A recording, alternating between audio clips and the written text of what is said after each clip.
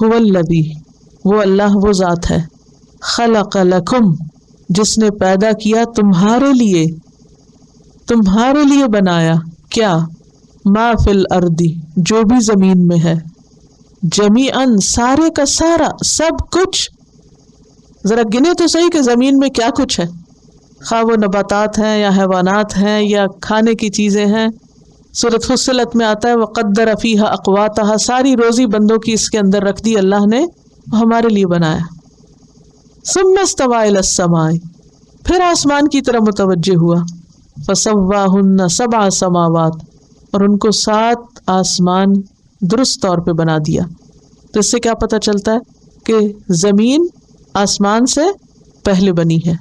और पहले की बात इसलिए भी की गई कि इंसान को कदर हो अल्लाह की नेमतों की, अल्लाह के एहसानात का शुक्रगुजार हो कि जिसने इंसान के लिए इतना कुछ बनाया। कितनी मोहब्बत है अल्लाह को अपने बंदों से, क्या कुछ उसने नहीं दिया। और ये भी पता चलता है कि ये ज़मीन किसके लिए बनी, इंसान के लिए बनी, और जो कुछ इसमें है इंसान ही का है कि वो इससे फ़ायदा उठाए, वो इसे इस्तेमाल करे, एक्सप्लोर करे। वहुवा बिकुल्लि शैइन अलीम, और वो हर चीज़ को जानने वाला है, उसे हर बात का पता है। सूरत यूनुस आयत 61 में आता है वमा यअज़ुबु अन रब्बिका मिन मिस्क़ालि ज़र्रतिन फ़िल अर्दि वला फ़िस समा, तेरे रब से कोई चीज़ छुपी हुई नहीं, खा वो ज़र्रा बराबर ही क्यों ना हो, ना आसमान में ना ज़मीन में। सूरत आल इमरान में आता है इन्नल्लाह ला यख़फ़ा अलैहि शैउन फ़िल अर्दि वला फ़िस समा, अल्लाह पे कुछ भी छुपा हुआ नहीं, ना आसमान में और ना ज़मीन में। सूरत अत-तलाक़ आयत 12 में आता है व अन्नल्लाह क़द अहाता बिकुल्लि शैइन इल्मा, अल्लाह ने हर चीज़ का अहाता कर रखा है अपने इल्म के एतबार से, अल्लाह का इल्म हर चीज़ पर छाया हुआ है। वला युहीतून बिशैइन मिन इल्मिही इल्ला बिमा शा, और बंदों का इल्म कितना है, बस जितना अल्लाह उनको दे दे। इस आयत से भी हमें बहुत अहम सबक मिलते हैं। नंबर 1 कि ये अल्लाह का एहसान है कि उसने हमें अनगिनत नेमतें दी। हर एहसान का एक जवाब होता है, हमें इस एहसान का जवाब किस तरह देना चाहिए कि हम, जिसने हमें सब कुछ दिया, हम उसके बने, बजाय इसके कि हम उन चीज़ों के बन जाएं जो उसने हमारे लिए बनाई थी। ये सब कुछ अल्लाह ने किसके लिए बनाया, हमारे लिए, हम इन चीज़ों के लिए या ये हमारे लिए। लेकिन अब तो तरतीब उलट नज़र आती, ऐसा लगता है कि जैसे हम इनके लिए बने, क्योंकि इन्हीं चीज़ों के होके रह गए। घर में खड़े होकर अपने वजूद को गौर कीजिए कि ये घर आपके लिए या आप इस घर के लिए। ये क्या होता है कि घर आपके लिए, और इसका क्या मतलब है कि आप उस घर के लिए, कि आपके बगैर घर ना चले।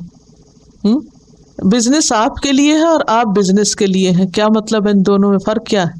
बिजनेस आपके लिए नहीं, आप उससे फ़ायदा उठाएं, उसको संभालें, देखें, लेकिन आप बिजनेस के लिए कि आपकी ज़िंदगी में बिजनेस के सिवा कोई चीज़ ही ना रहे।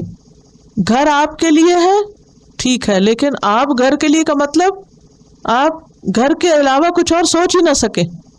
बच्चे आपके लिए या आप बच्चों के लिए, क्या फ़र्क है। फ़र्क यह है बच्चे आपके लिए ठीक है, लेकिन आप बच्चों के लिए इस तरह के आपकी ज़िंदगी में बच्चों के सिवा कुछ और रहे ही ना, ना अल्लाह का हक, ना बंदों का हक, कुछ और तीसरी चौथी बात सोचे ही ना। फ़र्क नज़र आ रहा है, समझ आ रही। तो अल्लाह ने ज़मीन हमारे लिए बनाई है, हमें इन चीज़ों के लिए नहीं बनाया कि हम इन्हीं में खो के रह जाएं और भूल जाएं कि देने वाला कौन है। ठीक है, तो मतलूब, मकसूद, महबूब कौन होना चाहिए, इन चीज़ों का बनाने वाला, ना कि ये चीज़ें हमारी मतलूब, मकसूद और महबूब हो जाएं। एक और बहुत अहम बात ये पता चलती है कि हमें अल्लाह से डरने की ज़रूरत है, क्योंकि वो हर चीज़ को जानता है, ज़ाहिर बातिन हर चीज़ उसके सामने है। अच्छा, ये जो बात हो रही थी ना कि हर चीज़ हमारे लिए, इस पर बड़ा अच्छा एक शेर है। जानवर पैदा किए तेरी वफा के वास्ते, चांद सूरज और सितारों को ज़िया के वास्ते, यानी रोशनी के लिए, खेतियाँ सब्ज़ की तेरी ग़िज़ा के वास्ते, ये जहां तेरे लिए और तू खुदा के वास्ते। यानी ये सारी चीज़ें हमारी खिदमत कर रही हैं और हमें क्या करना है, अपने रब की इबादत करनी। तो ऐ लोगों, अपने रब की इबादत करो, क्योंकि उसने तुम्हें भी बनाया और जो कुछ ज़मीन में है वो भी तुम्हारे लिए बनाया।